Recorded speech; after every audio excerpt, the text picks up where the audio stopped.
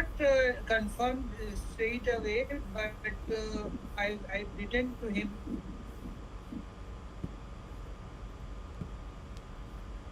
And Mark? Mark Conference will now be recorded. Available on Tuesday night. That's what. Yeah.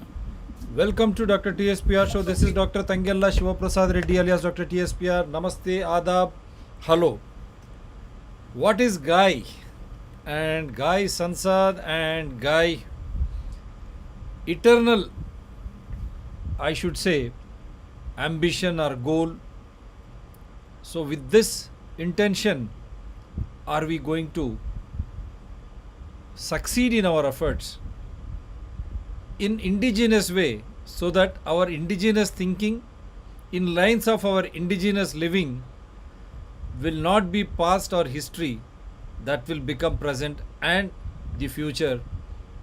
It will help us, our offsprings, our future generations, to lead a life in an indigenous way, so that you are eternally recognized once for all. So that is a wonderful topic subject, and it covers everything, right from your lifestyles, your tradition, to your health.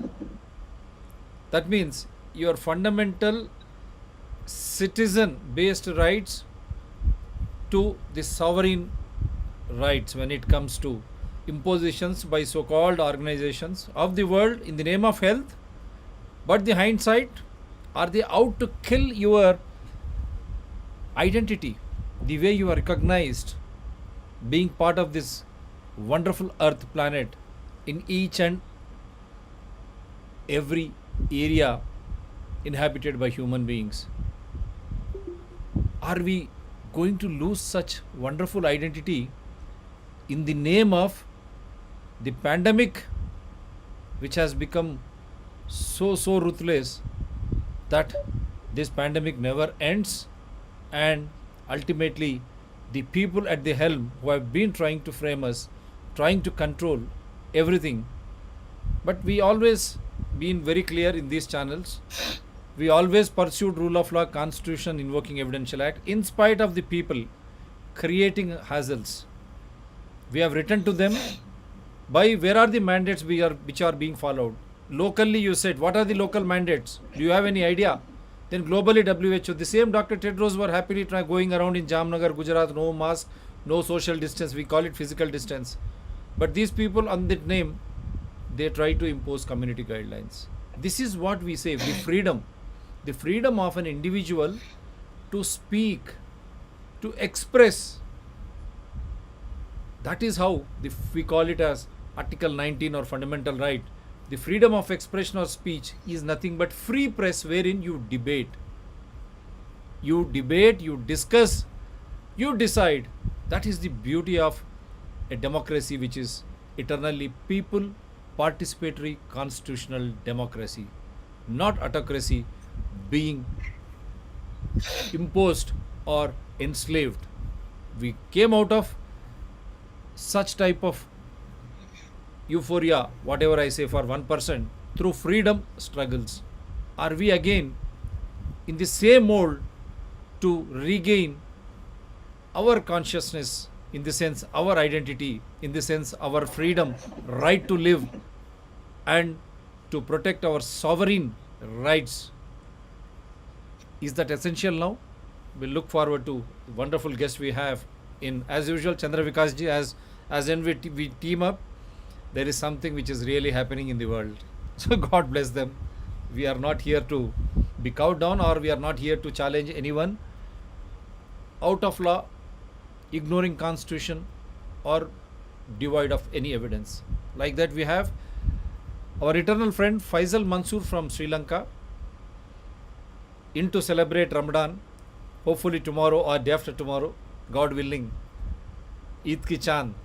With that Chand, I only hope, and with the flowery Hindu mythology and the legacy of all other religions, hopefully we will sustain that good living. And then we have Sudhir Gandotra from Delhi, another gentleman. So, welcome, gentlemen. The floor is yours, Chandra Vikas ji. Go ahead. Yeah, thank you, Dr. Reddy. I'll just start with introducing our speakers, uh, Sudhir Gandotra ji and Faisal Mansoor, before I set the tempo for today's session. Uh, so before that, let me share with you, Dr. Reddy, that amidst all this gloom and gloom, I have been incessantly working at breakthrough solutions. So that's really my way of looking at things. That the problems can never overwhelm our ability to keep up, to apply our foresight, to comprehend the situation, and use our ingenuity to think of breakthrough solutions. So I've been at it, and I'm very certain as I'll present. But before that, let me introduce Sudhir Gandotra ji from World Humanist Forum.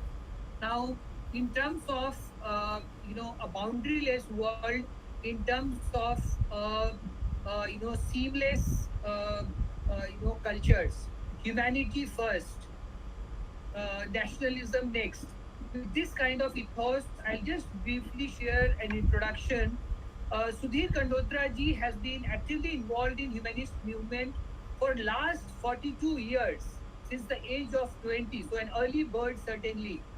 This activity has given him deep spiritual experience of the meaning of life, giving him a life with and for a purpose. This gives him the depth of what is that makes what he is and what he stands for. Spending time, fortunately, in the humanist activities, grassroots campaigns related to education, social, cultural, political, environmental, health, etc. issues at local to national levels, organizing people to come together for comprehensive personal and social change across 17 states and neighboring Nepal.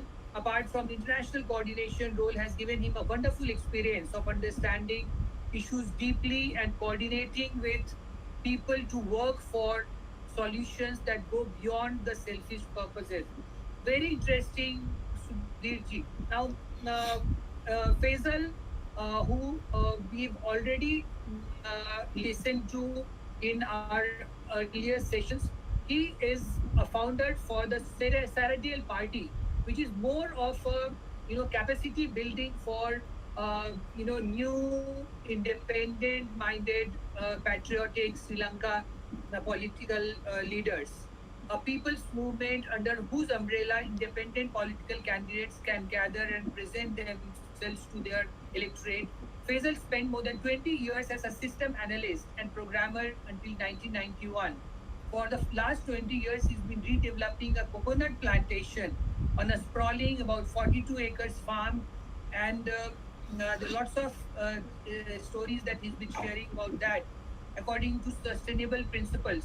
What I would also like to mention is that he has a spiritual inspiration and is well versed with the indigenous political structures right from the grassroots level upwards. So now we have an excellent repository of experiences and backgrounds that we bring to this panel. Firstly, I'd like to invite Sudhir Gandotra ji to share his experience as a humanist at the local, national, and international stages. Thank you, Chandraprakash ji. Looking at today's situation from the humanist point of view, we feel very strongly that a few people who have a lot of fear in their hearts, and that fear produces insecurity in them, which results in them committing violence on the rest, is what is happening in the situation of the world today. You look at the whatever versus whatever, finally we would reach a point where approximately 1% of the population is trying to control the rest of the 99%. That 1% could be 2% or 5% or whatever. but it is that minuscule percentage which has, in one way or the other, we need not go into the history, we are all aware of that, has sort of come into control of the rest. And then from that insecurity, from that desire to own everything, which we feel is only a fear within them, that all the violence flows in the world. So you have not only physical violence in situations of wars like Ukraine or the other 50 odd wars which are going on in the world, or in the local riots, but you also have economic violence. The latest huge example of which is Sri Lanka, where the politicians, in collaboration with the industry, what is called neoliberals, they end up controlling all the policies and looting the resources, and then one day the country becomes bankrupt. And it is the people, the 99% people who suffer, while the politicians and the industry, they keep enjoying the same resources, the same facilities, and the advantages and all that. And this goes on happening in country after country, in country after country. We have seen more than 2 decades of racial violence in Sri Lanka, and where just the two communities who have been living together for a long time were made to come at war with each other and kill, I think, 1 million people or more. And it is very interesting to note that the same communities are coming together today in this crisis, but that racial violence is provoked. Same way, there is violence among people of different religions, which we see very much taking its violent shape today in India, is beginning to happen in a worsening and worsening manner. So you have different kinds of violence. You have psychological violence and you have moral violence. And same way, as I said, that some people have their insecurity, which is internal violence they have. They're insecure, they're afraid. And because of that fear, they, attack the other. Like they say that when you go near an animal and you are afraid, it is your flow of adrenaline in the backbone that gives this bad smell to the animal, and the animal attacks you. So these people have that fear in them, and then they attack the rest of the society. And from this flows the situation that we are also talking of today, in the manner of North versus South, not really versus as a enmity, as Dr. Chandraprakash mentions, but the fact is there that few people of the North, they try to control the rest of the South. We feel that while a solution needs to be found out about it, is very important that, like today, people from whatever background, whatever organizations, whatever fields, whatever countries, people who are interested in a non-violent world need to come together on a platform. Coming together does not mean that they merge their identities with each other. Coming together just means coming together, talking, discussing, and finding a solution together. And that is very important, because is the more than 90% people who are on one side, why they should not come together? They should leave their fear and come together. And for that purpose, the humanists are building this forum, what we call World Humanist Forum, where we are inviting organizations to come together, not forget their identities, not forget their things, but whatever is common among them, to start working on those commonalities and working together based on non-violence, which we feel can be a huge catalyst in bringing together the positive forces of the world together and build a better world. That is all that I would like to mention here. And if there's anything else, while going further, I'm here. Thank you very much for inviting me for this event. Thank you so much. We'll have an interaction very soon on some of the points that you mentioned. I certainly look at things in a slightly, or maybe more than very different perspective. So Faisal, your take on the way we have structured the North vis-a-vis South, which is not our conception. It came from the global North, from the erstwhile colonialist powers. So I'm just trying to hold the mirror. So what's your thought on how do we reclaim the indigenous, and how do we uh, break out of the imbroglio that we've been kind of trapped into? So everybody hear me? Thank you for having me here today. I'm very happy to be here and very honored to be here as always, Vikasji. I wanted to start a little bit from before, and I think I want to follow, if you like, the role of colonialism in all of these episodes of creating this global north. You know, if you take the beginning of the colonizers, you start from Spain and Portugal, and then going to South America, and then coming to the east. Yeah. Now, after that, you have this period where all the Jews and the Muslims were chased out of the Iberian Peninsula. Yeah, they were sent away, and then they went from there. The Sephardim went from there to Holland, and then from Holland to Manchester. Right, so you see, and then off to Egypt, right? So you have then the distribution of colonialization or colonizers coming out of Holland with the Dutch East India Company, followed by the British East India Company, and then Italy into Libya and North America, right? North Africa, sorry. So you can see you're following the money there. You know, you're following the money there, and you see how it is actually the money power that began the colonization, and in fact, it is this money power that is still affecting us to this day.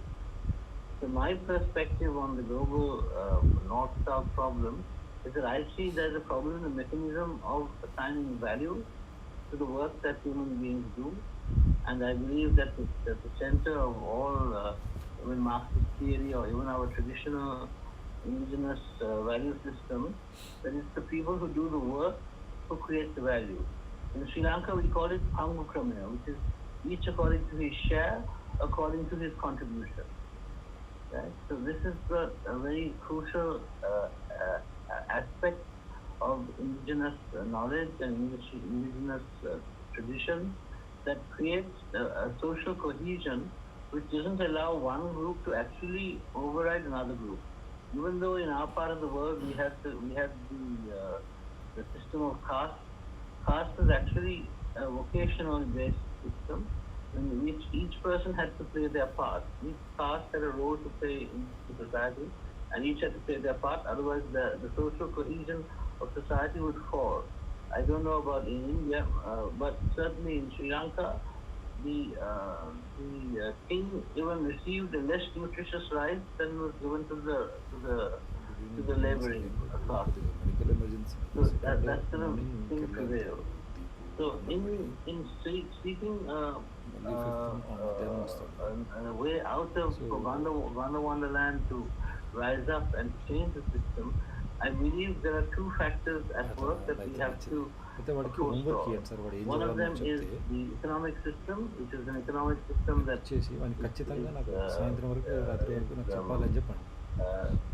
a killing system. You know, it's like what's the word I use normally, and somebody is talking. But if we go on to the energy system, again, it's an anti-life system. So the economic system is anti-life, and the basis of our industry is also anti-life, because we take fossil energy that is made from dead living creatures, and we are now burning it and putting it into the sky again. You know, biotic energy is different, but when we take it from fossil energy, we are creating a very real problem and accelerating the process. Because, climate variability, we know from the Arctic record, is a matter of, it happened with human intervention and without human intervention. But we can observe that what we are doing for the last at least 100 and 150 years, we are accelerating the process. We are throwing fuel on the fire, as it were. So these are the issues that, nobody can argue about the fact that we are accelerating climate change. People are going to argue about the fact of whether there is climate change or not, but something which is, I've talked about this before, this whole thing with Al Gore, who has one of the most enormous energy footprints in the world, talking about an unfortunate truth or whatever it was. But he changed the argument from accelerated climate change to just basic climate change. There's no ecologist or systems economist or anybody else in the world who will not agree that the climate varies over time. We know that for sure. The problem is that we are accelerating a process now which could make life intolerable for us on this planet as a species. That's one aspect of it. The other aspect of it is that we have we have all throughout the world we have taken up this money system, which is based in debt and which completely abstracts the value of human endeavor to an amount that the market is willing to pay, when the market is the one who holds the credit with which to buy the things that the human beings create. It's an artificial construct, and it is no longer necessary in the world we live in today. I think I kind of cover most of my ideas in that. And thank you, Vikas.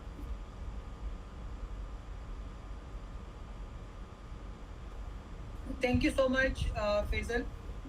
At this stage, I'll just set the context with what I believe are clinching evidences for creating a global indigenous humanist nation within the present framework of the United Nations.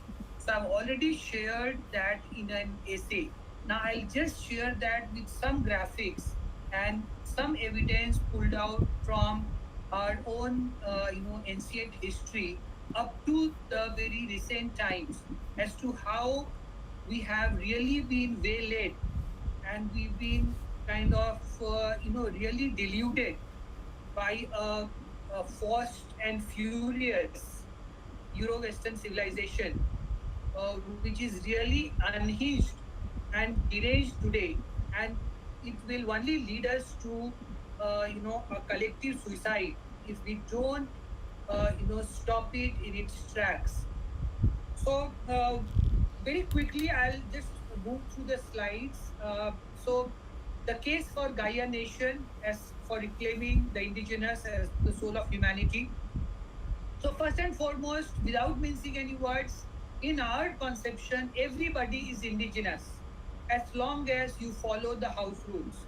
Just like we have a guest in our house or in our community and we expect them to follow the house rules. Similarly, for the lifespan that we are on Mother Earth, there are certain house rules that's followed by every species, every plant and animal.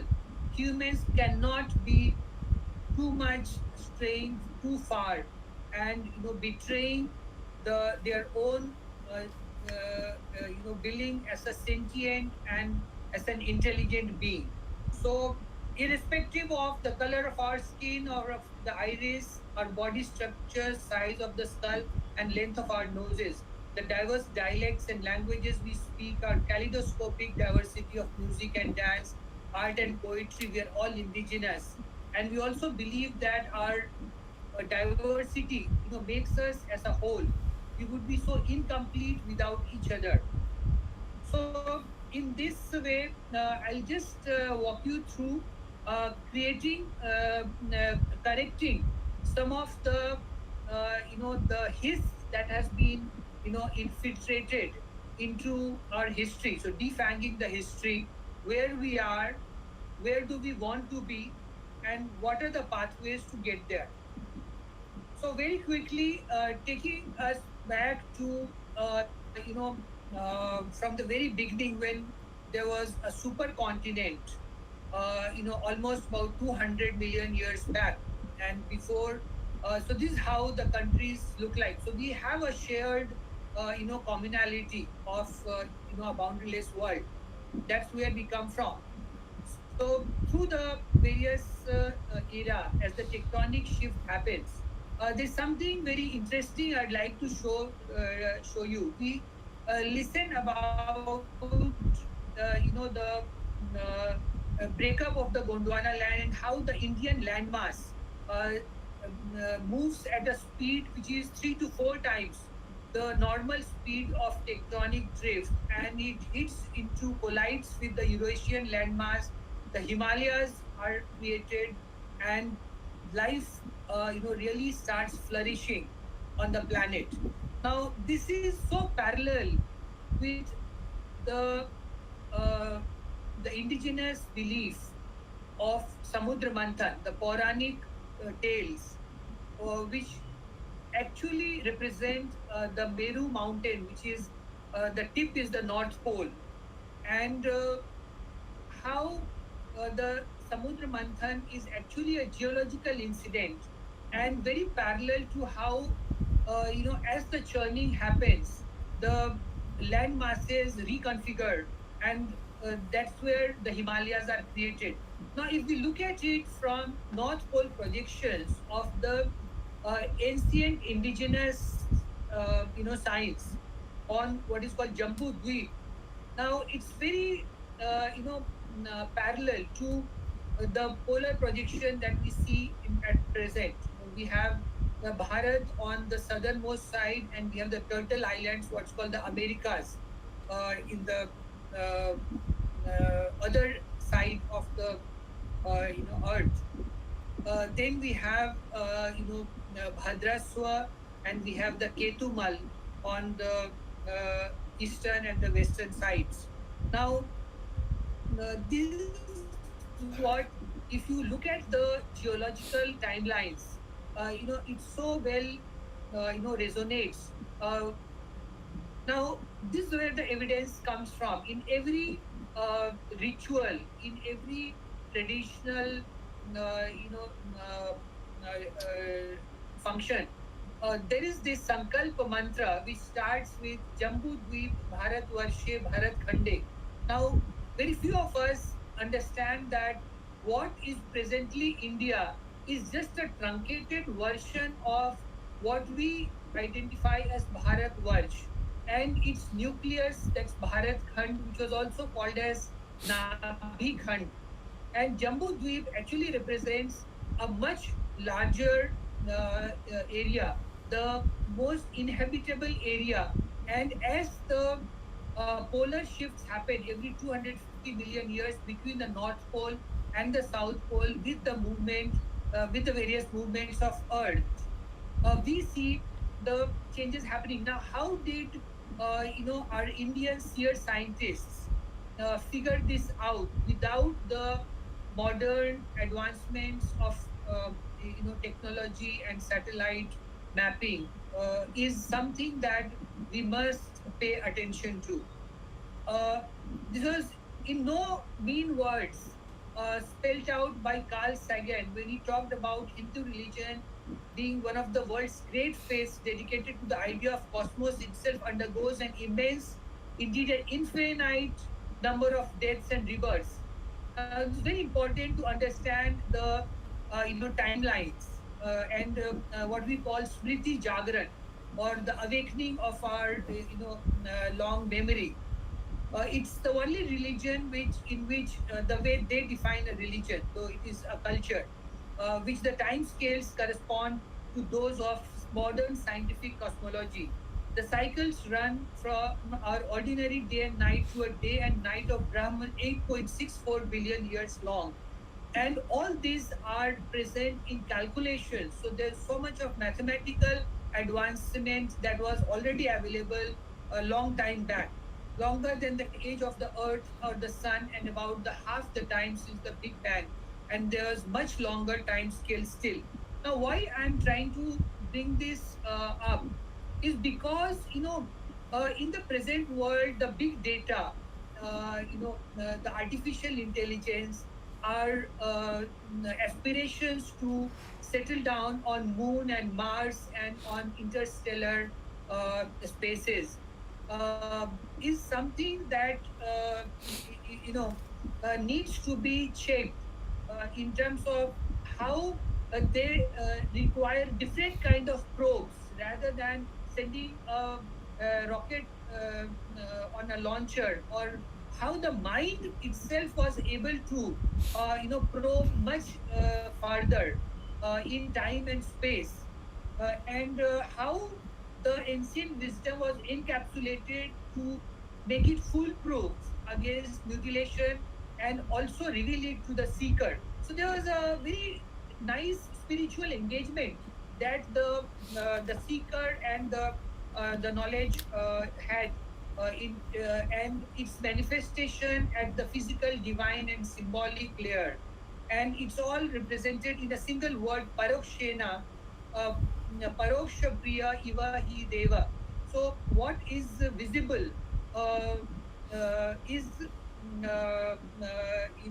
not what's manifested is not all. The invisible, secretive, mysterious, indirect, hidden, and so on. So there was a certain enchantment, a certain engagement that we had that kept our minds and our intellectual faculties so well fulfilled, which is now kind of getting dissipated in very futile, in very degenerative, dissipative ways. So that's something I'd like to kind of just gather and compose, that there were avenues of explorations which were far more healthier and far more gainful and abundant. Uh, the notion of Gaia and how it resonates with Gavo Vishwashamatra from two different cultures, the Greek and the Indian Vedic culture. Coming to much closer in time, this one very striking graphic of today, the concern about population, whether you believe in overpopulation or not. But if you put the elements together of ecological catastrophe based on our current ecological footprint and our inability or our failed capacity because of the depleted and ruptured natural ecosystems. But if you look at for a long period of time, almost for the entire millennium, 2 millennia, we had a stable population because there were checks and balances in the indigenous world order.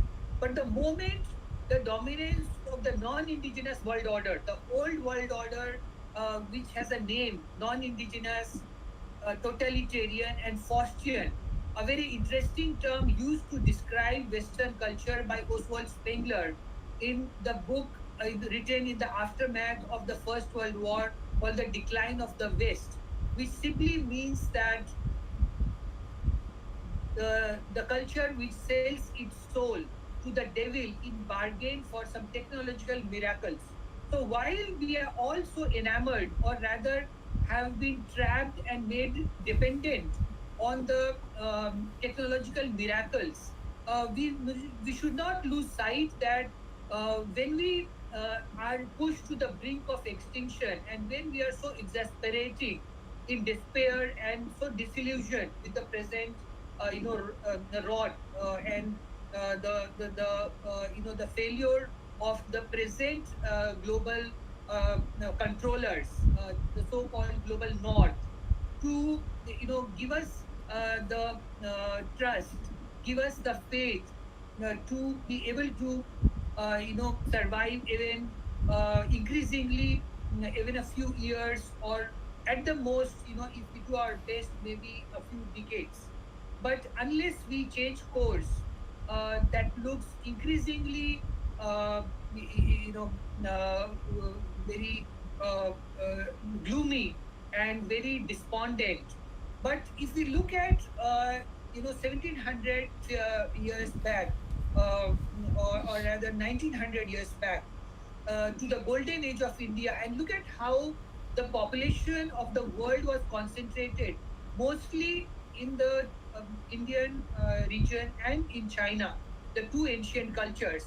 And this continues over the centuries. The Mayan Empire rises. And if you look at the historical markers, the problems really start in the European heartland, the Black Death of the early 14th century. And because of the uninhabitable regions, and because of the lack of culture that was prevalent in that part of the world, the Incan and Aztec empires evolves in the Americas. And then we come to what I consider to be a turning point from the indigenous world order to the non-indigenous world order, with the very spurious and very deceptive doctrine of discovery issued by the papal bulls, by which the European explorers were simply told that whatever land you discover is yours. Treat the indigenous people as savages, as animals, and butcher and kill them and subjugate them. So I think this where the the loot and plunder and the real dark chapter of dehumanizing and despiritualizing totalitarianism really begins, and it has not ended. So it only becomes more accentuated with the weaponization of trade and commerce as economic power. So industrial revolution was by no yardstick had any motivation to fulfill the needs of the people of the world or even their healthy aspirations. Rather, it was blatantly an instrument for grabbing economic power, for subjugating other cultures, and establishing hegemony. The advent of modern medicines earlier in the 20th century weaponizes healthcare, and lots of people at various forums, right from World Council for Health to Universal Health Organization and integrated medicine and Ayurveda, they've all agreed that the rot had set in at the beginning of the 20th century with the snake oil salesmen, the Rockefellers, and how they have very systematically infiltrated and made hospitals into graveyards today. The European military wars and what we see the very internecine war in Ukraine, where actually it's if you look deeper, it's a religious war. Europe has not overcome its hatred for paganism, and even though Russia is by and large, Orthodox Christian, it has its native, culture which is pagan.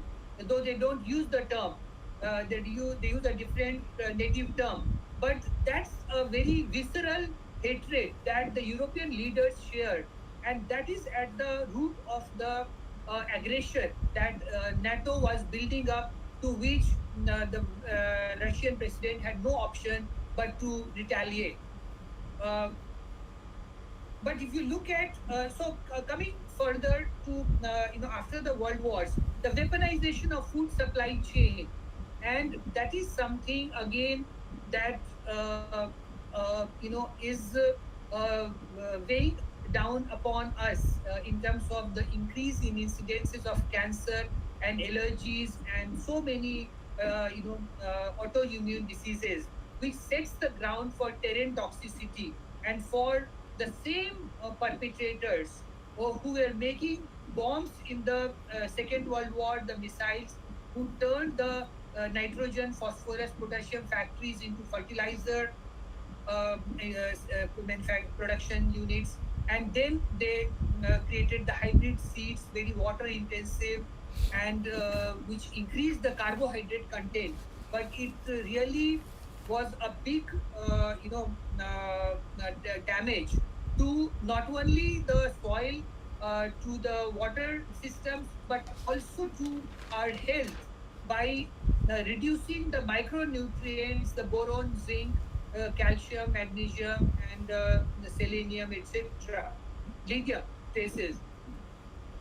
So if we look at how the global population has really shot up in the non-indigenous world order, and it's the same, bullies who are now crying wolf about overpopulation. So it's something that we want to do is simply to hold a mirror, and in that, under the aegis of United Nations Declaration for Rights of Indigenous People, we want to present our claim as the custodians of the classical and cosmopolitan uh, repository of the global indigenous.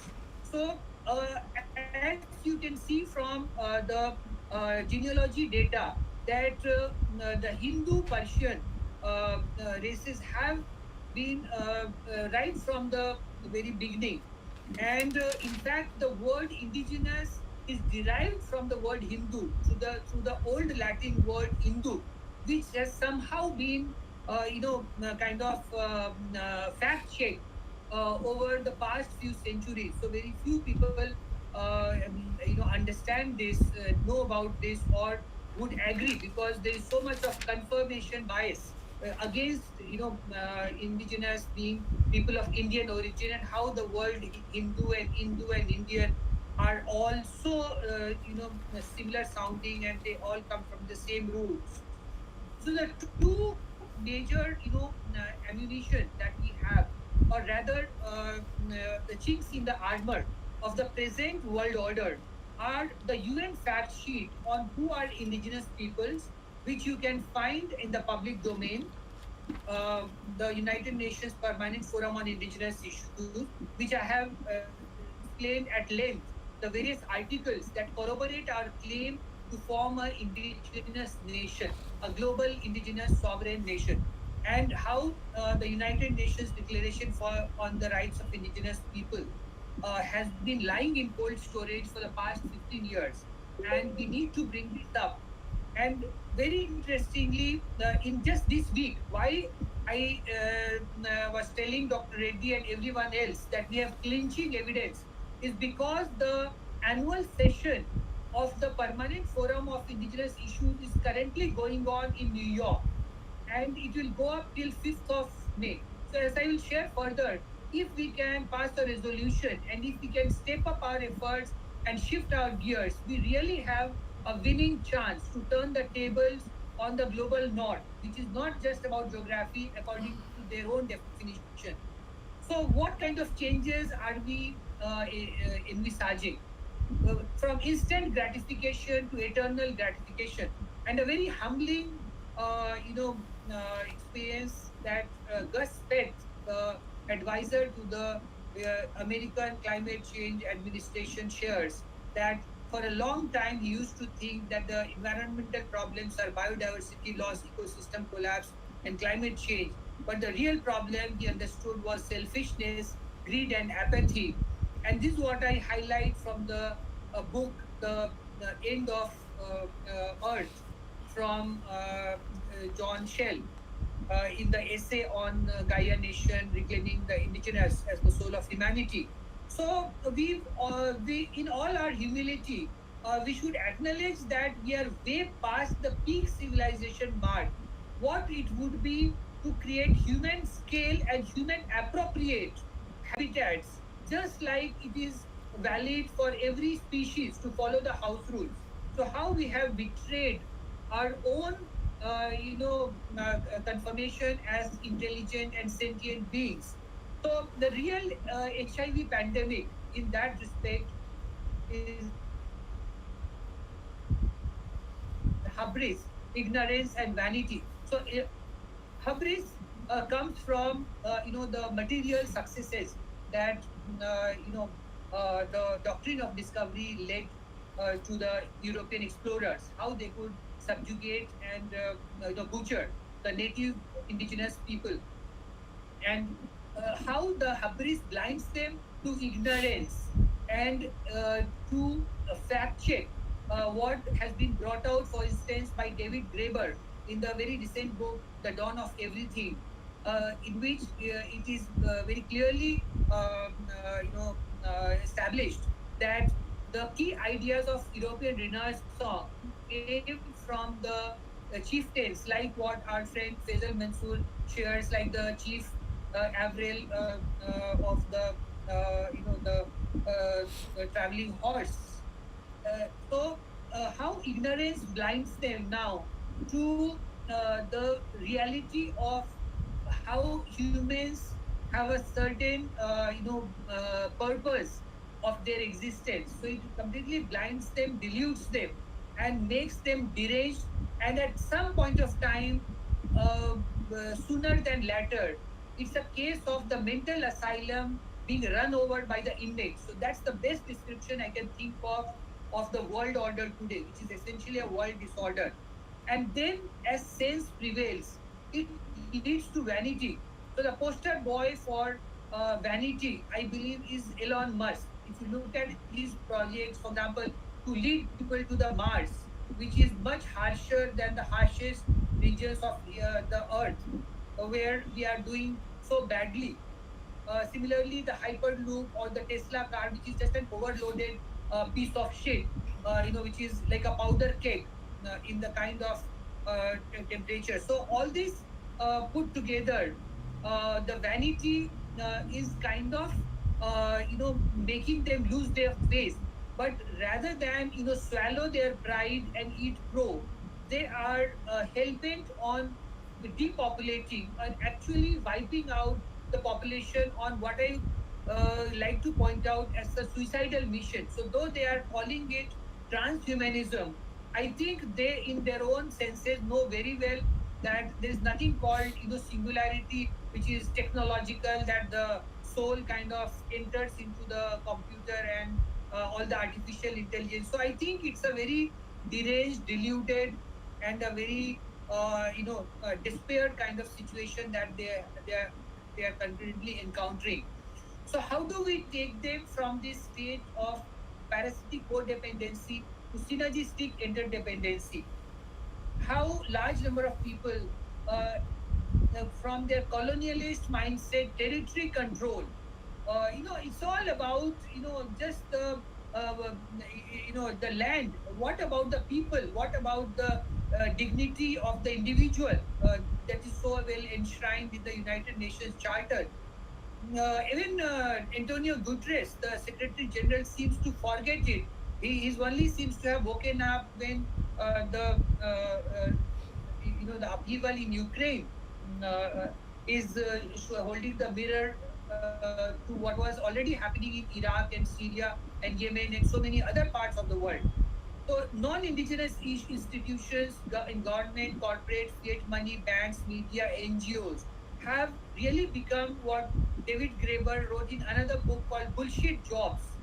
So they've really become value destroyers, and they're just kind of holding on based on the kind of traps that they have created, the past dependencies in which they have, they're holding the whole world ransom, and how we need to create people-oriented indigenous institutions for governance, trade and commerce, banking, media, and social areas to create a grassroots to global system and structures. And this is where our friends Faisal Mansoor, his idea of Gram Swaraj and Mahasamad and the systems and structures that we would like to hear from him shares, which similarly we have Father Edwin, who has an excellent model called neighborocracy, and Sudhir Gangotra ji sharing on the platform for humanism. So how do we bring this all together? And the question that I put it, and before we move to the next section. So yes, new world order, because the old world order is rotten. It is stinking. It's already become a massive disorder. So we need a new world order, but for whom? That's the question we need to ask. Is it for the people, or is it for some kind of territory controllers, totalitarian monsters? So, to remind everyone of the great humanist and cosmopolitan, someone who truly believed in confluence of East and West, and yet at stage in London in 1921, he talked about how Western political leaders really represent the spirit of aggressiveness which leads towards separatedness. League of Nations dominated and controlled by a bunch of politicians similar to Roberts managing the police department. Now, what I would like to point out is that some of this aggression might have become muted, might have become subtle, but it has certainly not gone away. And this is something I would like to, after keeping lots of patience with a number of people, number of forums, number of organizations, I'd like to point out that the DNA or the basic makeup of the global north, the superiority, the supremacist, racist tendencies will not go away unless we really turn the tables and make global south as the pivot for the new world order. So that's something I would not mince any words on. That yes, we need people from all over the world, but global north and global south are more about hubris and humility. They are more about ignorance and knowledge. rather than just about geography. They're more about vanity or purposefulness. So this where we are, the specter of bioterrorism and multiple forms of terrorism are looming large over us in the 75 years of United Nations, which succeeded the League of Nations. And Antonio Guterres should stop, fooling us and taking us for a ride any longer. He should, if he has any shame, he should resign and dissolve the United Nations. These are call from the indigenous, world order, a more people-oriented world order. And if we cared for what is the public opinion, then yesterday this article has also come up in the Times that the voting that happened on 7th of April to debar Russia from United Nations Human uh, uh, Council, the Human Rights Council, was actually very different from the number of countries count. If you look at the many of the very large countries with total population of around about 6 billion actually supported Russia or abstained from voting against it. And the same pattern is mirrored in how the over 6 billion people who are against the draconian COVID mandate and how very willfully the global north is withdrawing its COVID mandates.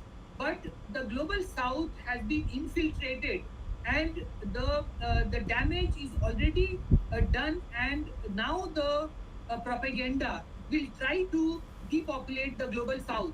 So that is something I would like to point out, that this is something I'd like to bring out in the open. So these are clinching evidence that everything is not hunky dory with the current world order. There's a very vicious, very treacherous game plan that is at play. And unless we figure it out and unless we pull all our stops, we will not be able to survive, and we will not be able to do justice to our own children and to to the truth. So the next section, very quickly before we have more interaction. So healthy, harmonious, and holistic world order, indigenous ways of life is what we are talking about. We believe that the damage that has already been done will lead to some level of depopulation, but we can arrest the worst, fall that is being projected by the United Nations WHO led genocide mafia. And very quickly, so from between unnatural and natural, being dehumanizing to humanist agenda, we are very sure which way we want to turn towards. Cycling, I believe, plays a big role. I shall share it in detail at a later point. The key change, I believe, we need to make in the human habitat. The real problems are that there is too much of urbanization, too much of grey goo that has been, sprawl and concrete graveyards that have been created, the terrain toxicity that has been created, which is the non-indigenous world orders, parting short. So how we hold them accountable and make them pay for the damages that they have done out of their indiscretion, out of their what they call as negative externalities, the unpaid bills. So I'll not go into detail. I'll share the presentation, but very quickly, cycling gives you is far better suited for human habitats than motor car. And between walking and motor car, cycling is a good optimal bridge that takes us to the restoration of natural ecosystem stage. So, very quickly, LACE model is about localized abundance and circular economy, food abundance, water abundance, and all this happens as we create a space and time and renew our trust among the communities to work for each other and for ourselves rather than for some paymaster in working for some ulterior motives. So, how the released land from under the parked vehicles in the new system can be allocated to create making every neighborhood zero to landfill, waste to wealth, creating water harvesting and storage solutions locally, forestry, farming, livestock, shades and cottage industries, eco-friendly transportation, housing and community spaces. So very quickly, I'll just walk you through. This is a indigenous town and country planning model. The dimensions are very well established, and we can retrofit our cities and villages, and that's the vision of. So in just about less than 2% built up, we are able to provide enough housing for the entire global population today, and at the same time provide all the amenities of the most lavish and the most comfortable gated community societies today that exist in any part of the world. So, what we are calling for, beyond what Sudhir Gandotra ji shared about his experience of nearly 4 decades of creating platforms, we now need to consolidate all our forces to demand the Gaia nation and Gaia Earth Sansad as the global parliament. So we want these, 13 regions, which each represent about 600 million population each, and 78 countries in these six in each region with 100 million population, to be once again move towards the river ecosystems as the lifelines. That's the only way to resolve the ecological catastrophe. So, what are the pathways to get there? So, very quickly, we have a timeline which I'll discuss in the second part. So, I'll invite now our other speakers for discussion on the points on what are their opinion, how well are they aligned, and what are their questions and suggestions and feedback.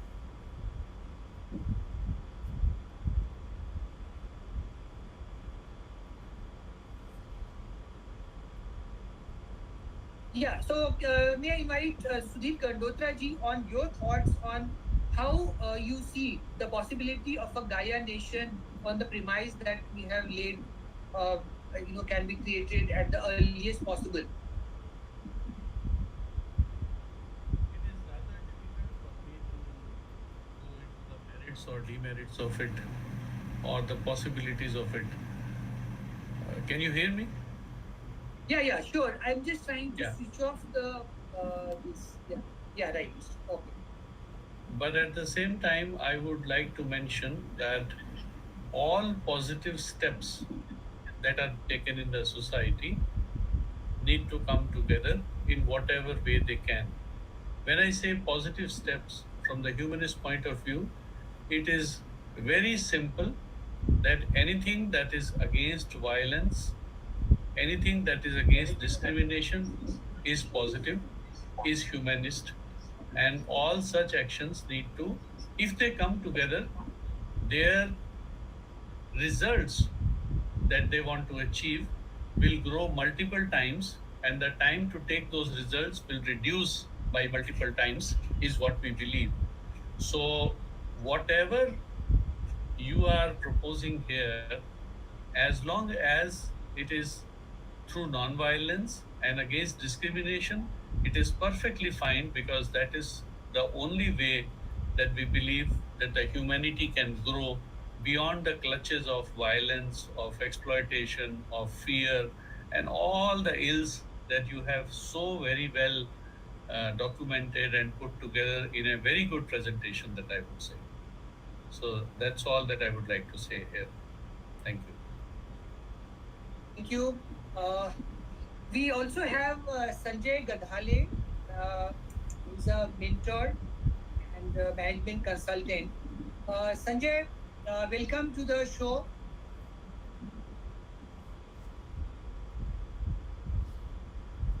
Yeah, can you hear me? Uh, yes, I can hear you. Unfortunately, I'm driving at the moment, so I will. What I'll do is I'll cut the video off, Okay. but I can still speak. Can I be heard? Am I heard? Yeah, sure. Am I audible? Yeah. Yeah, wonderful to see you, Yes, Sudhir, Sanjay. as well as Dr. Reddy and Mr. Mansoor, nice to see you again. I am very happy, in fact, that Chandra has been able to kick off.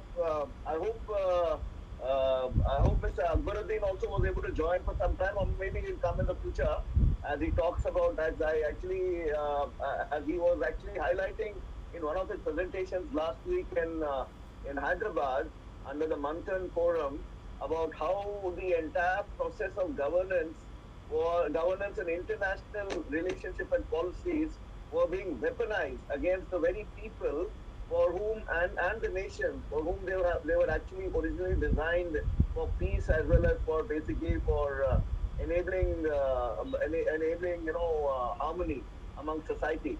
So I think Gya Sansad would be a very appropriate platform to as well as an association that should be able to show the new headlamps as well as the beam of vision for the society which seems to be all at sea at the moment, unable to see the right direction because of the noises that are coming from all around, and the post-truth sort of a media which is diverting the people's attention from the main issues and actually cluttering up their minds to be able to become silent sufferers without the ability to actually fight back. Now, the ability to give back the voice and getting back the right things to the right place at the right time, I think what should be one of the main purposes of this group series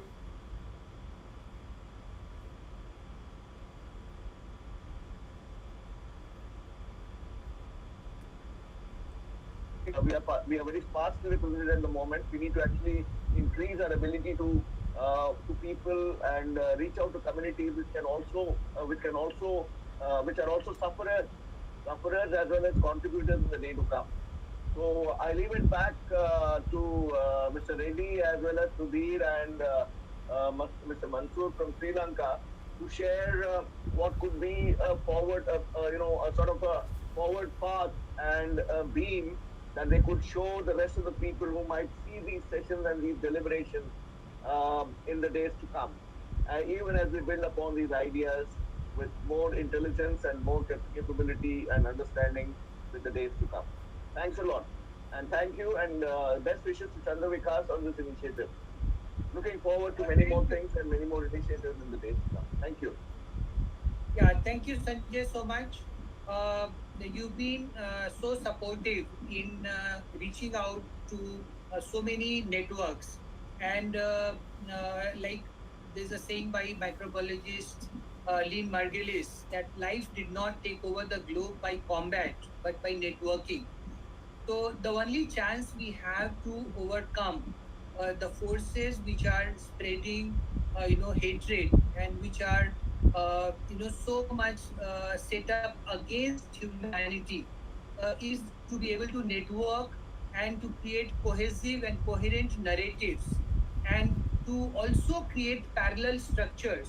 So that's my question to everyone that somehow, though I've been trying to highlight that we need to create parallel structures, but there seems to be a reticence, a kind of inhibition. Lots of our energy is railed up against the present system, demanding justice from them, even after it's amply well clear that they have very clear malicious intent. So, how do you think the parallel structures are going to be formed at the global level? Because, like the example of Sri Lanka shows, that even in an island country, things can go out of hand. There are too many leakages because of the globalist pressures.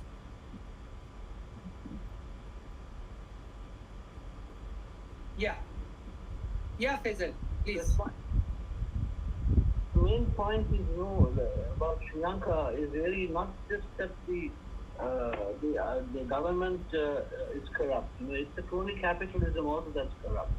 Because like for example, when we talk about foreign exchange and earning foreign exchange, etc., we must look at the net effect to us, right? Now, in Sri Lanka, it costs the electricity board something like 25 rupees to manufacture a unit of energy. Okay.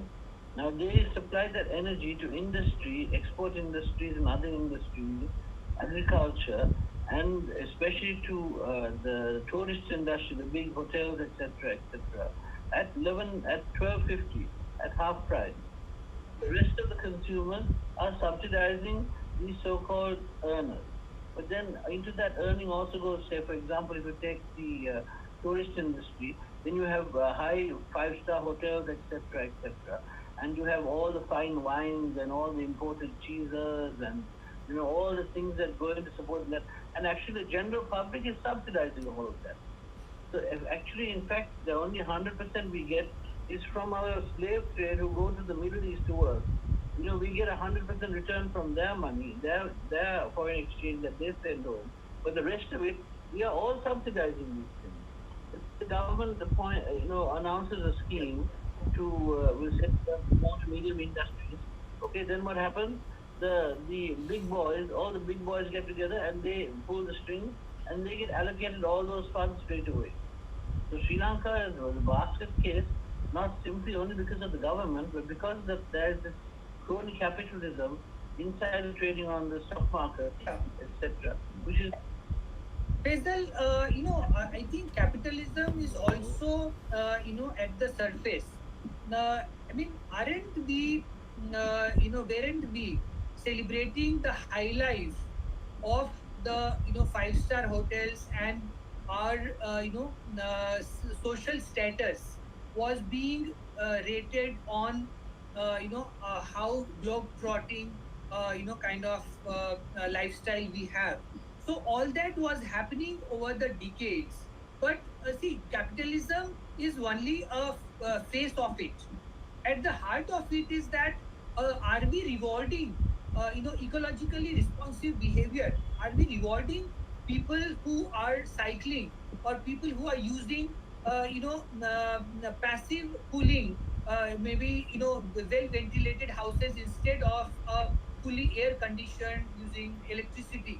So all that was the kind of building up in our society, the kind of what Matthias Desmet talks about, the loss of purpose, the loss of meaning in life, and how material, holding, material kind of successes were being, celebrated and being highlighted.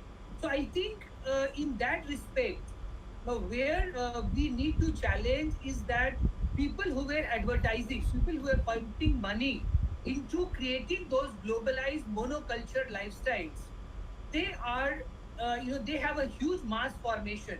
The multinationals that a country, whether it's Sri Lanka or India or Africa or South Korea, there is something I see very common, very similar, that everyone wanted to have, this jet setting, globe trotting kind of lifestyle, the kind of education we wanted, the kind of housing, the kind of cars, the kind of vacations. So all that was getting rewarded, and that is why every youngster, every person who was in the formative years was getting motivated to, work harder, to afford and to be able to, kind of earn their, arrival in the society. So how are we going to change that without a very massive formation which creates a global indigenous nation? Now my question very pinpointedly is that, what is a better way, what is an easier way, what is a more convenient way? Can you spell out, if you're saying that, doing an indigenous nation, global sovereign indigenous nation is not possible according to anybody else? See, it's So what are the simple. better It is ways? simple, Chandra Vikasji. Let me put it very Yeah. simple, in a simplistic way. In the name of globalization, first it is the media impositions. You have to understand. Daily, right from morning till night, the abstract, the media impositions on every sect of the society. Children middle-aged, employed, and in the afternoons, women folk has been subjected or subjugated to such type of, believe me, serials. Okay, mythological, historical perspectives, fine, but in doing so, they slowly but surely, once you remember, if you remember in Doordarshan, we used to have Ramayanam and all those Mahabharata epics wherein they used to tell you the good will win over vices. But subsequently, what happened? It got degenerated into day to day serial type of happenings, and to sustain their viewership, I don't think that they were doing it only for the sake of heck of making money. No, they had a defined agenda to see that this artificial sense of being yourself, this artificial sense of living, has been very clearly, in a definite way, imposed in each and every sect of the society, in the family, right, all age groups, and when you come to the society, different categories of the society, marginalized, downtrodden, to the highest level. Like cinemas, you show, you see a normal street side chap trying to make love with the daughter of the highest order of the society, and that is how a love story happens. So they are keeping everyone engrossed. You got my point? At the end of the day, who is the loser? The poor commoner, because he has wasted his valuable time, and he has invested his soul and energy into the spirit, not knowing that they have been dragged into by the so-called elite, and they were trying to resource them with all these things, because instead of that, had they spent their quality time on being themselves, on being good to their own self, family, and the in and around environs, I say, right from nature to his family life, right from his professional to his personal lives, and from his personal, again I say, when you say in isolation, as a family, as a normal human being, or a family together, if you are not trying to correlate with the society, that means the delinking is very complete. That is the viciousness with which media, and this media is various forms of media, right from serials to cinemas, to mass communications. That is why since the last 2 years, this type of media, wherein this, at least this discussion is so available.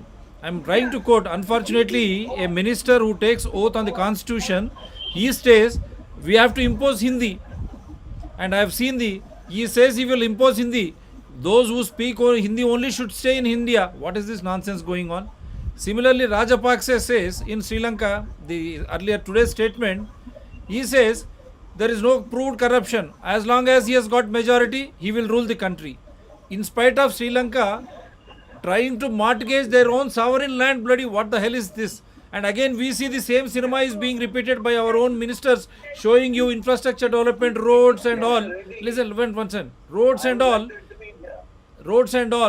What happens is, why again he came, our Gadkari sahab, to Hyderabad. You are showing 800 crores roads development, and we have seen these roads, ports in Sri Lanka that destroyed them, and their life has become so costly. Here, the oil, the pulses, dal, chawal, roti, in 2020, it was 80 rupees. Now it is more than 250 rupees. But the per capita income, it has literally gone down. That means, are we going down the drain? No, why I am trying to link? No, 1 second. Vikasji, 1 second. Vikasji, let me come. Vikasji, let me complete. Vikasji, let me complete. That way, I am just completing. Once again, there's something that you're mixing up over here. If you allow me to complete, then you will understand. No, I am not mixing up. I am not mixing up, Sanjay. I'm just one word. No, I am not mixing up. Kindly understand what I am trying to tell you. No, allow me to complete. Once. How do you think they'll achieve a 5 trillion economy in this country unless they increase the cost of every item which should actually be at a base? That is what I am. That is what I am trying to tell you. That is. You are not allowing me to complete. The main problem is, see, you should listen. That is what I was about to say. What they are trying to do in the name of 5 trillion, 5 trillion. Allow me to complete, Sanjay, please. Allow me to complete, Sanjay. 1 second. In the name of this so-called economy, they are driving the common man literally to the ground, wherein his identity is totally lost. And it is only elite and elite, the gap between the haves and have-nots will go to such a level. You have seen those Mumbai slum dwellers movies coming up again, once and again. And all those, the Westerners coming to India, trying to showcase how good and how bad we are. This is where, now this is happening in across the globe. Now India is no, Pretty, 1 second, one Sri minute. Lanka is happening. I asked a question. Yeah. 1 minute, 1 minute. I asked a question that how else, without upsetting the political apple cart, you plan to change that? See, we keep cribbing, we keep complaining, we can keep ranting, but the point is that the solution will only come when we challenge the political formation and we demand that we humanists, we indigenous people all over the world, under the United Nations Declaration for Rights of Indigenous People, demand our independent indigenous system. So this is the global formation that I am trying to drive at. Yeah, Sanjay, please. So please, can we just stay focused? No, here. Again, Chandra Vikas ji, here you are going out of bounds. Why? Because every country is beautifully divined. When we say indigenous people, now here in India, we are the people, we are the constitution, and we are the authority. Unfortunately, you are not allowed me to complete because of the media invasion in various ways. They have subjugated us to. Allow me to complete, yaar. You are not allowing. Chandra Vikas ji, you are not allowing me. No, you are not allowing me. Then Bring a referendum. you are not allowing. What referendum you will bring, Chandra Vikas ji? What referendum you will bring? You are not understanding what referendum you will bring. 2 years I was in in satellite channel. One stroke they removed me when the CDC doctor started visiting my channel. And now you have seen YouTube, 2 channels are blocked. Why? Chandra Vikas ji has come with Brian's video. We were questioning them. That is removed. Again, when we said US federal judge, they have removed. You have to understand. First, why we have to reach out people in such a way, in their own peaceful understanding, where a commoner will understand, so that he will start relating. Was the commoner, the common public should understand they themselves are the constitution. These politicians are bloody public servants. Whether it is Prime Minister to Chief Minister, Cabinet Secretary to Chief Secretary, whether the Home Secretary to DGP, they are all public servants. They are bound by people's money and they have to work in the welfare, and that too in a transparent and accountable way. They are not there to impose their will. It is public will which should prevail in a people participatory constitutional democracy. It should start from the panchayat, from the village to municipalities, then assembly, then it should go to the Lok Sabha, not from top to down. Those people who are trying to dictate are those 1%. Even in India, these 5 states you have seen, all of a sudden they have increased. They have increased the spending. They have increased the spending of the political parties. Why? During Corona, when people lost their jobs, how can you increase the political spending, party spending? That clearly shows that these are the listen. Wait. You are not understanding. These are the corporates who are trying to fund these political parties, and now they have made it opaque. Even electoral bonds, you cannot source information. Even the NRI funding into political parties, you cannot source any information. That too, who are these political parties? They are representatives of public to run the day-to-day welfare aspects in a transparent and accountable way. But what is happening? These corporates have hijacked through this media, through this cinema, and they have subjugated us to this level, creating fear psychosis now. From here on, once you should liberate yourself. How you do? Like this regular recourses. But in a simplest way, giving people that you are the constitutional authority, you are the sole power, and all these people are your public servants. When that goes into the brain, everything will start happening. Believe me. Okay, Sanjay, please. Can I speak now? Dr. Reddy, in fact, you and Chandra Vikas are actually talking the same language. Unfortunately, you're using different words to explain the same matter. the fact that the people at large are no longer relating to their rights as well as their ability to govern from the ground, from the basis, and are actually arraigning and abrogating the responsibility and giving it in the hands of manipulative politicians, starts from the system that has actually been perpetuated over here. You have created a country in the name of education and so-called degrees. You have created an army of illiterates who cannot think critically, who cannot put their points through properly, and tend to go around in circles in even communicating simple points. Please understand that the basis of not being able to communicate effectively for this generation at large that we have over here, there are multiple issues. It starts first from the fact that this society is now actually running on the seven social sins that we were told not to rely upon, which was the sure indication of a society having gone down the drain. Just for the benefit of all of us over here and for simplicity, let me just share these 7 points, and you see whether it is media, whether it is parentage, whether it's a unit block of the society that is bringing up the decision making and enabling the decision making happening for the common good, how they're all getting affected. One, there is wealth without work.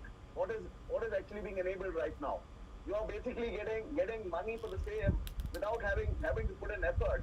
Where the way in which the political people are draining the public goods as well as the public savings. Second, there is pleasure without conscience. Your entire media is actually targeting this entire story all the time, and they're diverting the mind to critically think as well as be on the real issues that matter. Then there is commerce without morality. Just watch how all these things have become all these 7 points that I'm going to narrate, out of which only three I have actually narrated so far, have become the grounding block or maybe the backbone of the society is working today.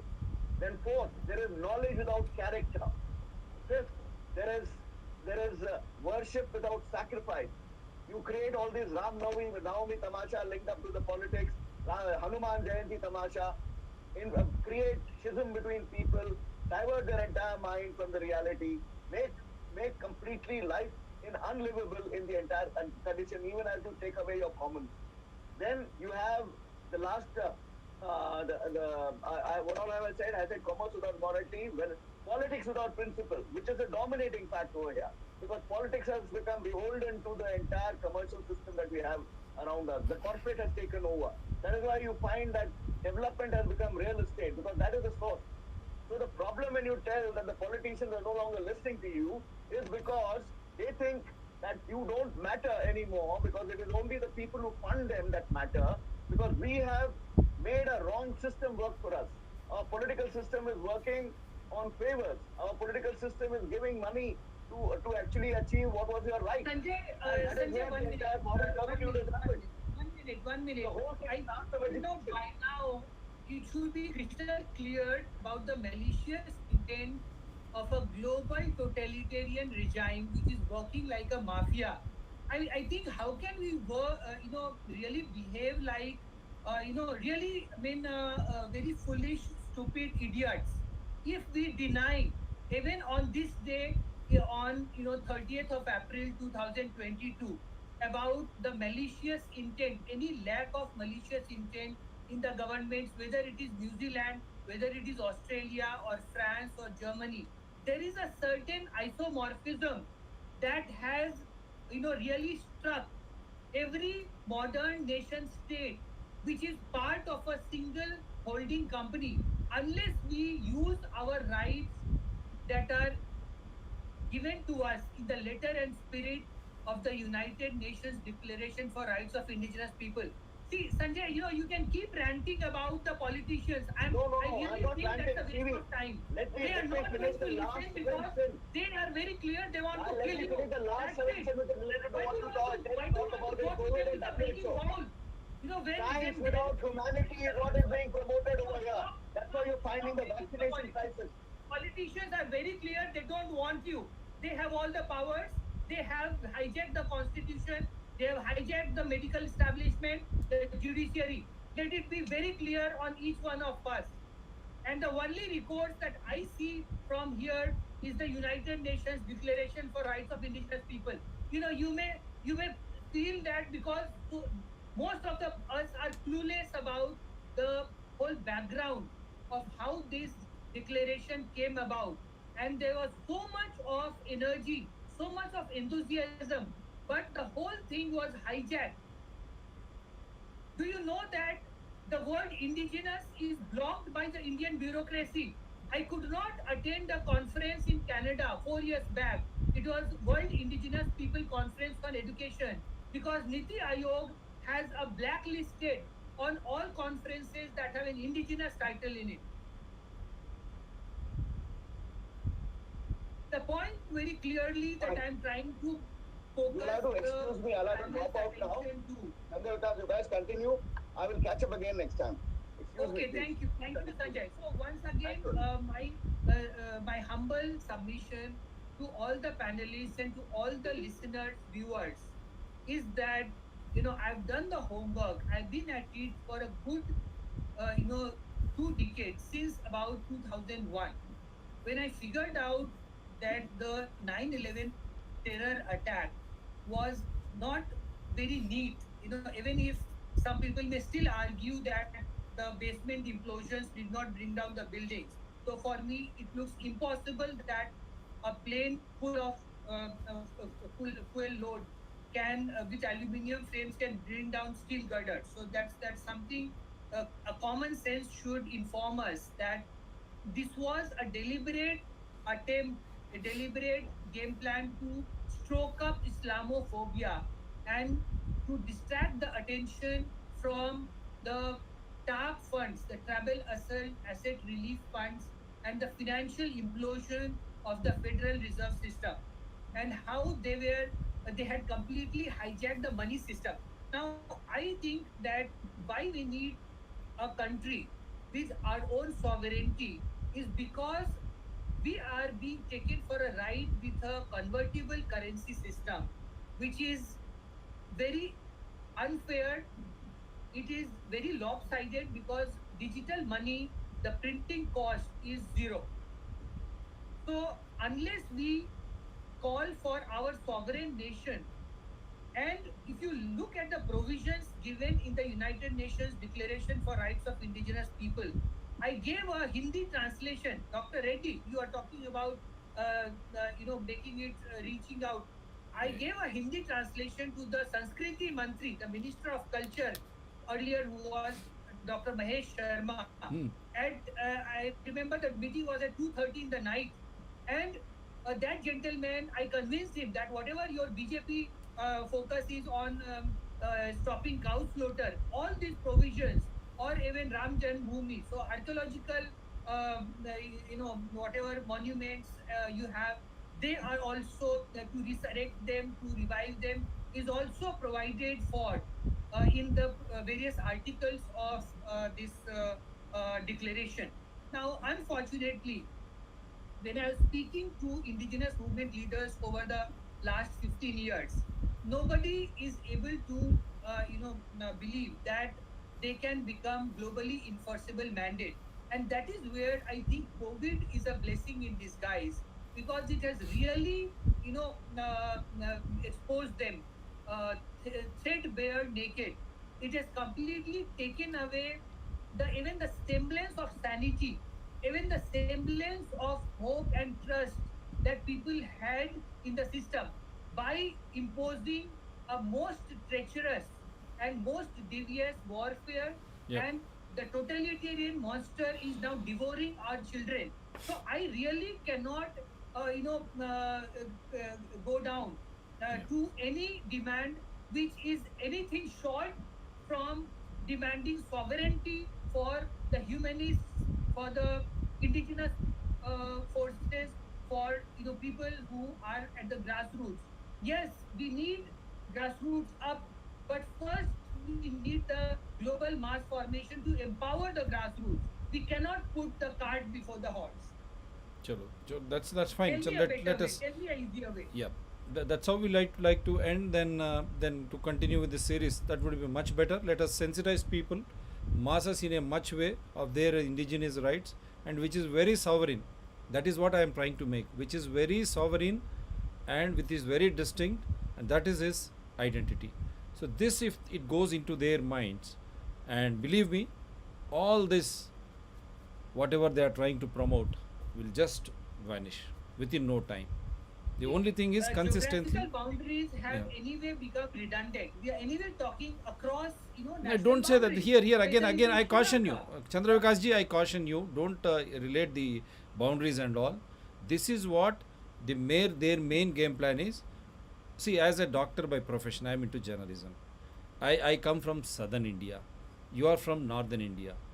The circumstances or the way, the weather, environment, the food habits, the culture, everything differs. The disease, by which we don't believe in, whatever they call, but I say the comfort levels may not be the same for you in Delhi when you compare it to me in Hyderabad. So that is the distinct human style, like body, God has bestowed upon us.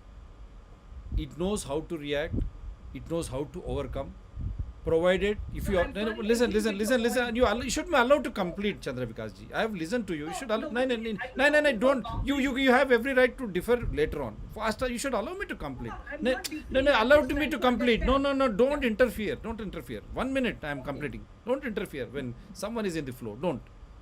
See, it is very clear, very distinct that human body knows how to react when you are very close to the nature in your area. What I am trying to tell you is, whatever is being grown in this area, you start eating them. You become very native to the core, very indigenous. Then what happens? Your body will get adopted. That adoption is the key for your survival. Whether you relate it with to Darwinism and whatever it is, and subsequently when you start moving, migrating, this adoption technique of your body, which I am just giving you an example of the living culture. It may be with your professional culture, your personal culture, later on, everything will happen. This adoption, once you migrate also, will be the sole rescue of your existence. This is what I am trying to relate. What now they are trying to do in the name of pandemic or whatever this world policy, they are stating, now we are going to give you this, you only eat this. We are going to give you this medicine, you only take this. That is never going to happen. The beauty of human body is it knows how to react, how to overcome. And that is what I keep giving example. In Kashmir, apples are grown, and only apple should be grown in such cold terrains. When you come down to Kanyakumari, there are coconuts. That is a pure tropical climate, and it is on the ocean bed. And if you want to forcefully create apple in Kanyakumari and you want to grow coconut in Kashmir, what will happen? You are going to create the greenhouses, artificial, and you have again the hybrid seeds and chemicalization of agriculture. And all these chemicals put together, the output is, just imagine, that is going to destroy your body. And not only that, because of that greenhouses concept, it is destroying your ozone layers. This is what has happened to the developing world. After that, what did they do? Very smartly, they have relegated pharmacy, and the second major industry, I'm telling you, garment industry. Garment, it will pollute. Pharmacy and garment industries, they pollute the land and the air. The water gone, your air gone, everything is polluted. That is why they are trying to delegate all these things. So that is where we are trying to tell people, come on, you are indigenous, first you understand.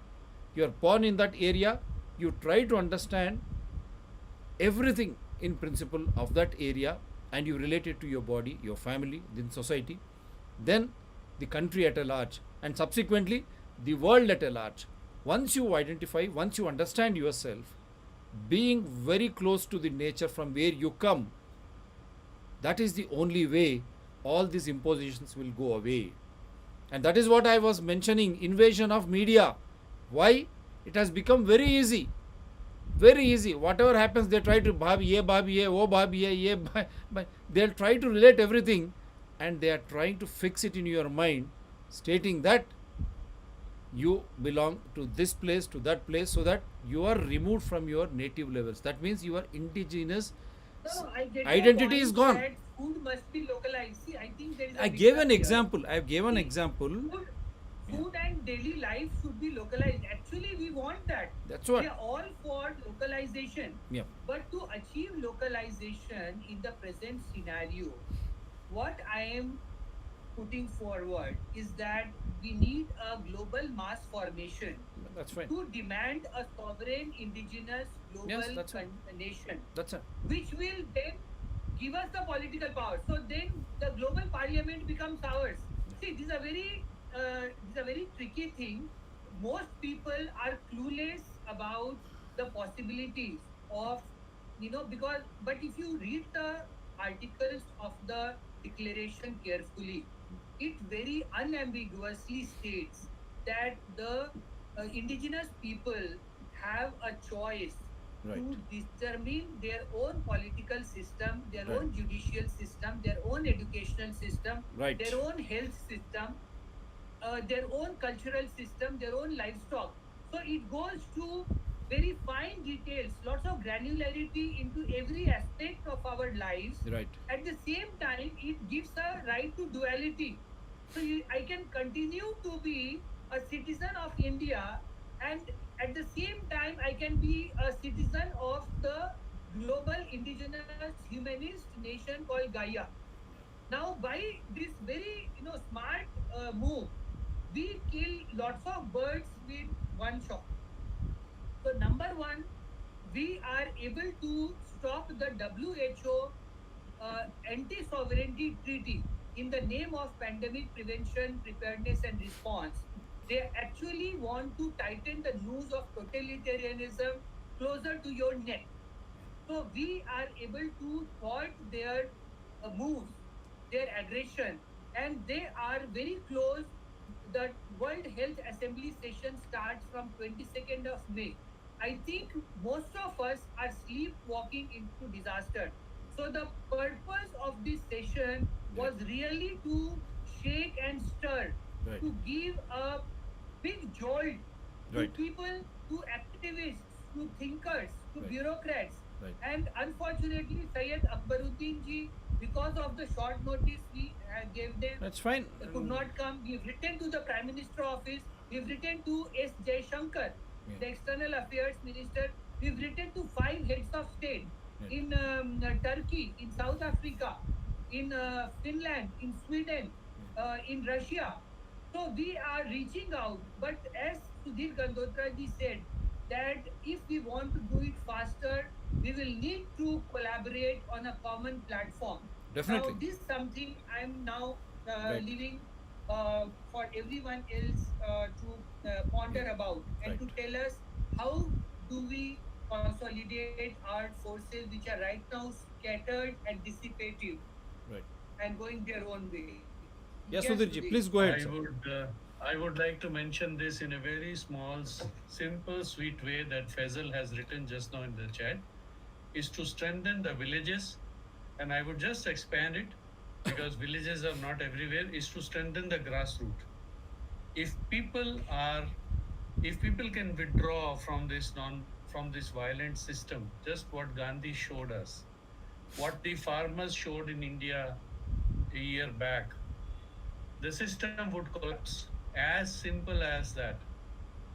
But simultaneously build good people. Good means, I would put things very simple, selfless people. People who are not interested in power for themselves, but people who are interested in empowering the masses. That is a subtle difference.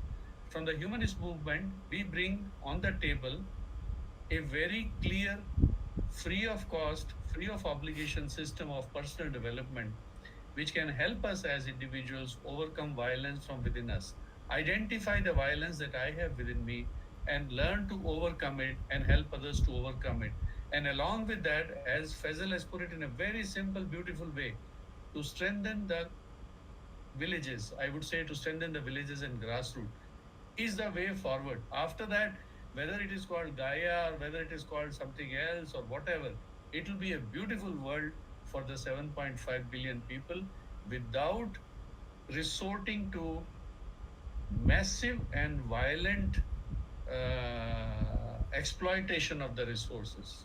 You don't need the resources that are being thrown away today for the survival. You need much less than that to be happy, contented, and satisfied. Yeah, simply that's what we have That's been all that I telling. would like to That's say. what we have been telling you, Sudhir ji. From bottom to Yes. top, you involve panchayats. That's Yes. what panchayats, municipalities, then assemblies, and then Lok Sabha. The discussion should happen from the public side because it is the public will for any governance in the world. It is Yes. the public will. It is not the individual or corporate will. That should not happen. If that should not happen, we need to sensitize people that you are a constitution by yourself, with the taxes paid by you, make the government to run, so you don't fear those impositions. You don't take. You are a constitution. You decide for yourself.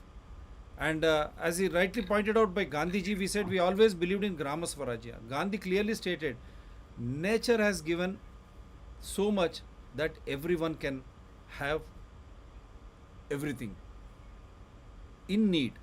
But if you become greedy, whatever is there in the nature can never satisfy you. And the other aspect which I keep telling, you are not the last representative on this earth. At least I said become selfish. Yes. You look your daughter, you look your son, they are there. You need to preserve, not only preserve in the sense your big bungalow, no, the resources in a proper way. Because every natural resource across the globe, it belongs to each and every citizen. You are born in that country, that natural resource becomes your own. No government, no corporate can take it away from you until and unless you see that it is for my public purpose or it is in larger public interest. Only then you should allow that to be judiciously utilized in a transparent and accountable way. That is what is happening now. These corporates, they have been looting natural resources coupled with human resources, very tactfully showing you within no time you can become billionaire and all. They are making you a slave of your own natural resource, wherein you are the master or you are the owner of that natural resource. The live example is the Sri Lankan affairs, and India is no better. The cost of essential commodities, no common man can survive. It has gone so badly beyond the reach of a common man, and there see daily they are trying to divert your attention with some not the other issue. This is where I said media has become a fixed agenda. That is where we need to arouse people from such type of impositions. We have to make it simple. Every time we will make 1 to 1.5 hours show, and people participatory, so that even if they are not participating, they will be listening. And even if they are not listening, we can share the link across so that they can really watch. This is what I wanted to. Can we conclude now with See, anyone? I fully agree with you that you actually represent a popular opinion. Lots of people, because I've been in activism for fairly long time and I'm on number of forums and platforms, and everywhere I see that there is a stereotyping of localized pamphleteering, in the words of Rabindranath Tagore, to solve a global complex adaptive crisis. So I think it's like you're trying to drowse a forest fire by putting some few glasses of water. So that can only do be a tokenism. But if you really want to respond to the current situation, what Faisal, I fully agree with you that yes, grassroots activism, but there are billion entities, billion formations which are working at grassroots levels, but their voices are being drowned out. In fact, my whole journey onto social activism started with a project on inclusive growth in 4 of the southern states, and in that my final conclusion was that while the grassroots efforts in their small ways are making a dent, but they are getting overwhelmed by the exclusion of the globalist forces. And that has only become far more pronounced in the last 10-15 years, where you have trillions of dollars of free funds being printed out. I think that's financial terrorism. That's a complete violation of whatever ethics, whatever morality we may talk about, and we are trapped into using this currency. The only way to break out of this vicious loop is to have our sovereignty as indigenous humanist people around the world. And see, today it could be a digital link up. We don't need to travel to each other, right? Because anyway, in a large country like India, how does this country run? It's only mostly works on phone and using the current communication systems. So I think in a very practical way, it is possible for us to create a global nation. Call it Gaia, call it Jumbo Dweep, call it Gondwana, call it whatever we want to, and that doesn't matter. Call it a world humanist nation. Okay, That well is then, immaterial. But yeah, my point is that the right, provisions of the United Nations Declaration for Rights of Indigenous People right, have been written categorically right. in the context of lingering colonialism. If you read the Now text let us of the end here, United Nations Vikasji. fact sheet We, we, on we, one we, minute, let me just complete this part. Who is indigenous people? It now very again, categorically says that indigenous people cannot be dominant in any of the society. So what kind of criteria is this? It's just a backhand acknowledgement that we are still continuing with the dominance of the colonialists and the settlers, even though the countries have been deemed independent. So the farcical and the facade of independence. Even in India, we talk about that there is only a transfer of power, that the real power shifted from Britain to America. We are still a colony of America. That is what the deep dive into the document show up. So my point very clearly is that anyway, our sovereignty is only a tokenism. Yeah, please. yeah, let us conclude. See, Rajiv, because, yeah, yeah, Sudhirji, please, please, go ahead, sir, please. uh, my request is that we conclude this today Yep, and we that's, take it forward in another session because we are going around the same points that's what. and all points are valid. And sometimes in our discussion, it feels as if we are anti each other on some point, which I don't think so. We are all in the same way. We have different styles, sometimes different words, sometimes different vocabulary, but I think the directions are very much similar. And we can. The fact that we are coming together is a very happy thing, Yeah, because 1 plus 1 becomes 11, yeah, and 1 plus today we are 4, so we are like 1,111.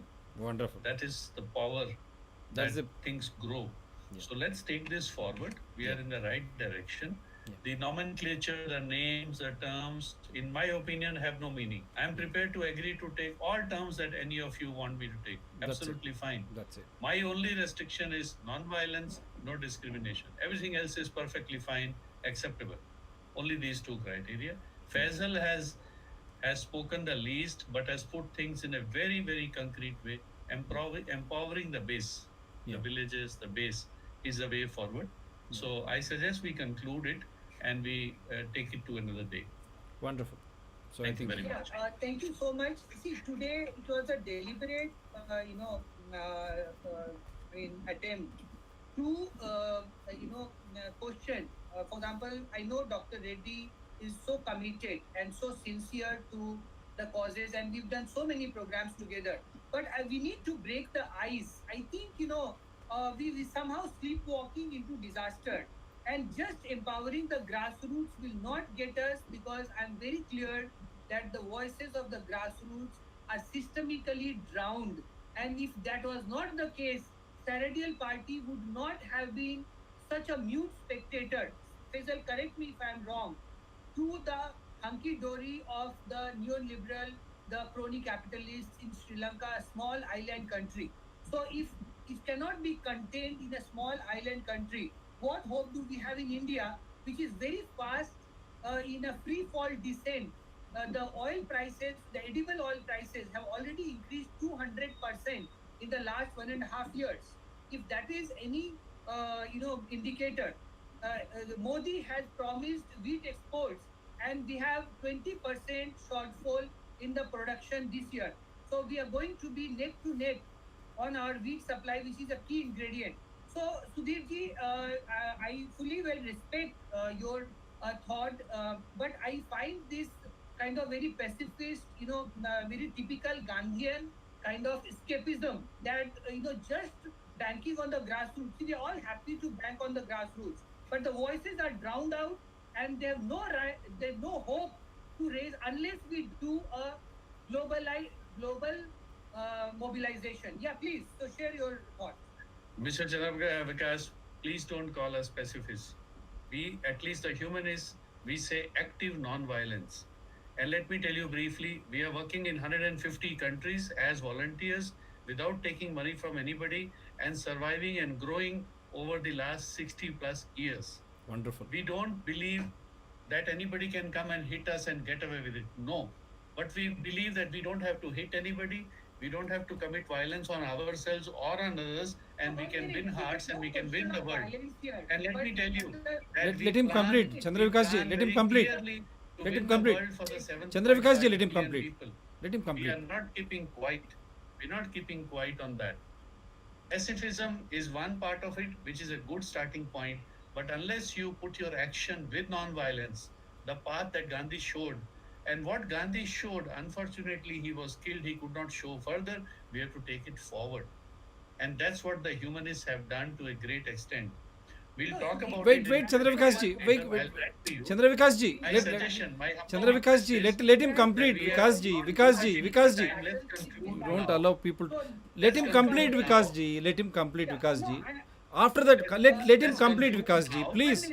Let him complete. Let him complete. When he's not yielding, let him complete. Vikas ji, please. Let him complete. After that, you take it. Two The people. nature of weaponization You don't today understand. is the finance- Sir, the don't go business. beyond, sir. Nobody is Common doing man, that sir. I as come from the media. I'm a doctor by. You until and Chandra unless Gadhali, we you are both relate. in Delhi. We'll meet in next 3-4 days time and come to a common conclusion and take things forward. We are with Sure, you. sure. There is we are not opposing you. so I'm not opposing We are you. not. Actually, I personally find that I am not opposing any three of you. I am with you, and I find that you are with me. Nobody is That is my opposing achievement nobody. of today. So, Ji, And it is so let's not nobody- get into those details right now. Let's conclude it for the time being. It's already Let us nearly 10. conclude. Let I us have another conclude. meeting coming up. I missed one. Yeah, And Sudhir ji. we take it another day. We are concluding it. We are concluding it. No, it is just simple, sir. In a democracy, in a. I'm trying to put in the end to all the Gandhians, No, don't be pacifists or specific here. non-pacifists, that the nature of weaponization has changed since Gandhi's time. So please stop parroting Gandhi because he was in a completely different time and context. So Gandhi is completely irrelevant. And anyway, he was a gross failure. He was an abject failure even in his own times.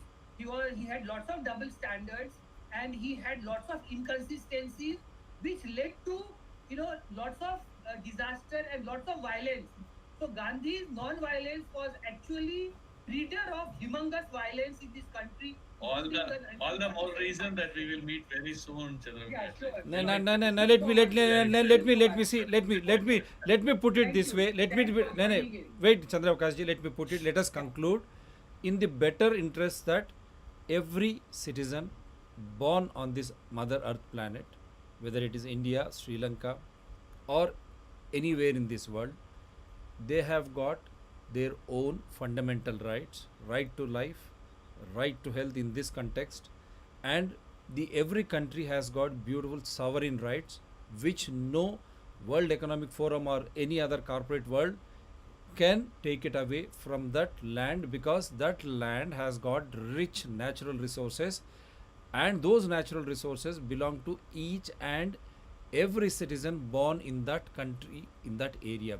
That is why the boundaries also, we should keep it in our mind. When you say global, indigenous, very clearly, very local. We have to be going from local to global, otherwise you are giving away natural resources on a platter to the corporates. We should be very sensible and very clear. And how do you relate to the common man? Common man should be made to understand of his fundamental right, of his right over his natural resources, and of his fundamental aspect. The more aspect is that he himself is a constitution, He is electing representatives so that his welfare and development activity can be done in a transparent and accountable way. That means every born citizen in their respective countries are the masters, are the bosses, and all these politicians, administrators, corporate companies, whoever they are all their respected slaves. We call respected slaves when they adhere to the simple form of democracy, people participatory constitutional democracy in a transparent and accountable way. But when they start imposing from top to bottom instead of from the village to the highest level, then they are defined in their yesterday Dr. Leo Rebello was stating they are not politicians anymore. He says they are dealers of democracy. So that is a clear time. And how do you achieve your agenda? In a peaceful way. If you become violent, that issue will be sidetracked. That only violence will come to the fore. Law of the land will take its crux, and that issue will be burning down, as has been happening. But the silver lining is, in spite of pandemic fear or whatever they have created, the farmers' strike, it stands out. The farmer strike of India will be a big agenda for the entire world. And then comes the truckers in Canada. The truckers in Canada, like farmers in India, they are the torch bearers of any revolution if it is going to happen. In a peaceful way, come whatever you do, we have peace at our mind. If you are agitated, if your wisdom doesn't allow you to make decisions, if you become emotional, you are playing into the hands of these politico administrative media nexus being funded and sponsored by these corporate elites. Now you want to go that way, or be calm, let them become emotional. You start, as you rightly said, these are not rants. This is a beautiful public debate, discussion, so that we decide, and that is the beauty of democracy, and that is how it should be. Thank you, gentlemen. Take care, and see you again. Thank you. An extension of this. Take care. Faisal Mansoor, we should soon Thank come you with very much. Sri Lankan second episode very shortly. Thank you for a And very lively discussion. in advance, I am wishing all our Muslim brethren a very good Ramadan, and I only hope Yeah. ऊपर वाले की मेहरबानी सबको ये Please, परेशानी please. से सबको ये परेशानी से हमको दूर करेगा, ऊपर वाले की मेहरबानी. Kind of you. Take care. Inshallah. Bye. Thank you. Bye. Bye. Bye. All the best. Okay, namaskar. Bye, Faisal. Bye, Charukash. Bye, Dr. Bye. Edi. See you soon again. Bye. Okay. Please share the recording later on. Yeah. Thank you. You share your mobile number. You share it. I'll